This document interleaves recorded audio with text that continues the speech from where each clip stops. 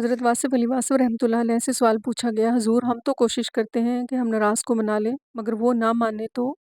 جواب دیتے ہیں کہ چھوڑنے کی بجائے اگر جوڑنے کی کوشش کرو تو شاید بات بن جائے۔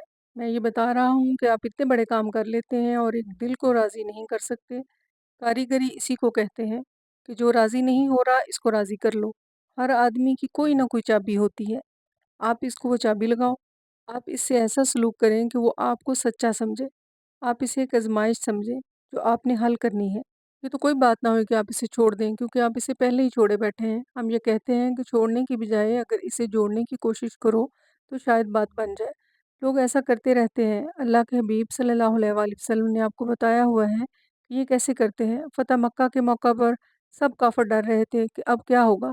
آپ صلی اللہ علیہ وآلہ وسلم نے پوچھا کہ میں نے تم سے آج کیا سلوک کرنا ہے؟ تو لوگوں نے کہا یہ تو آپ صلی اللہ علیہ وآلہ وسلم ہی جانتے ہیں۔ آپ صلی اللہ علیہ وآلہ وسلم نے فرمایا کہ آج کے دن تمہیں کوئی سزا نہیں ہے۔ کسی آدمی کے دل کو بعد میں جانو، پہلے اپنے دل کے بارے میں جانو کہ اگر آپ کے دل میں اس کے خلاف غصہ ہے تو وہ راضی نہیں ہوگا، اور اگر آپ کے دل میں محبت پیدا ہو جائے تو ناواقف آدمی آپ کی بات سننے کے لیے آ جائے گا۔ اگر گلی سے گزرتے ہوئے بندے کو محبت سے دیکھو تو وہ آپ کے پاس آ کر کہے گا کیا آپ نے مجھے بلایا ہے؟ حالانکہ آپ نے نہیں بلایا۔ اگر آپ جانور کو پیار سے دیکھو تو وہ آپ کے پاس آ جائے گا۔ کتا ہو تو دم ہلانا شروع کر دے گا۔